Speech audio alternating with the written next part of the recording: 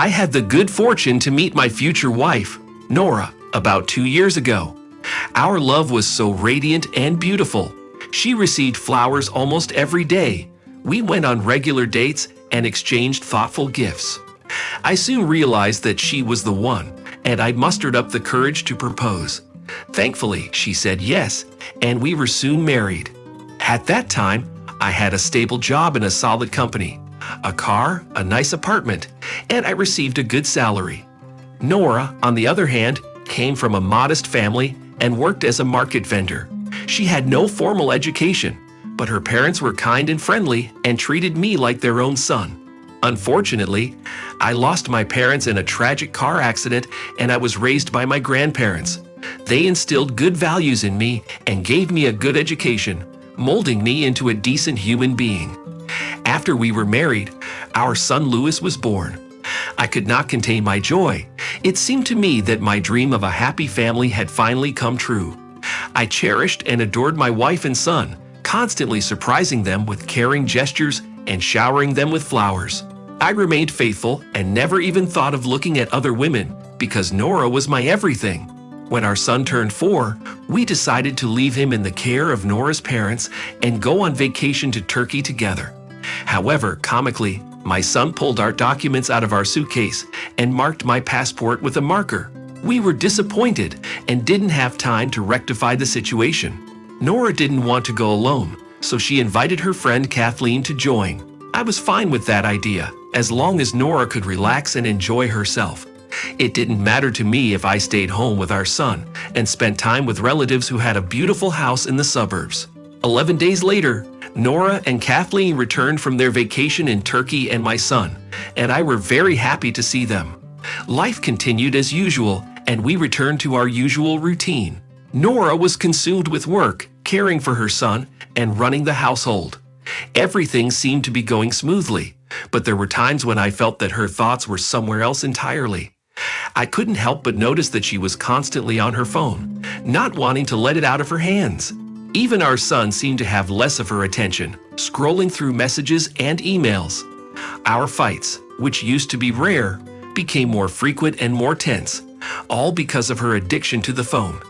This behavior had never been a problem before, but just 2 months into our vacation, it turned into a serious problem. One day, while Nora was taking a shower, her phone started buzzing incessantly with notifications. Irritated, I snatched it up and was about to hand it to her, but when I glanced at the screen, I couldn't resist reading the last message. My blood boiled as I read her conversation with the nephew of the owner of the hotel we'd stayed at in Turkey. Apparently, during the vacation I had planned for us, she had entered into a romantic relationship with this man, who was also the manager of the hotel. This was a betrayal that I in no way expected.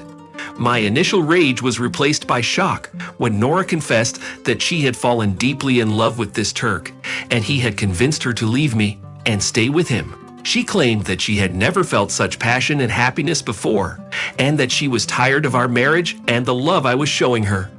In her opinion, this is what true love should be. I was shocked. Feeling betrayed and hurt to the core, I turned to Kathleen.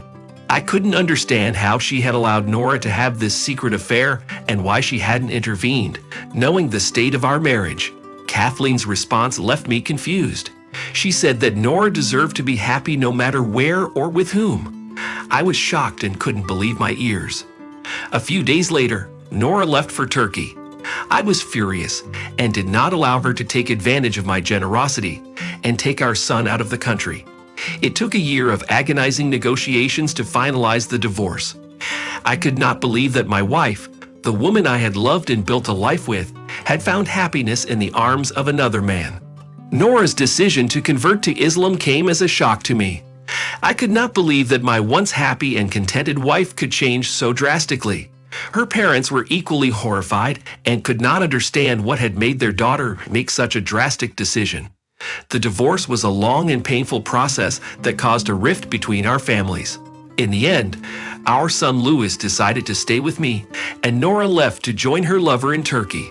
It took me a while to come to terms with everything that had happened. I still can't fully comprehend what Nora did. How could she give up everything in her life? Me, our son, her parents, her home, and her religion. All in one moment?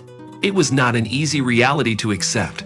Thankfully, my mother-in-law and father-in-law stepped in to help me with raising Louis.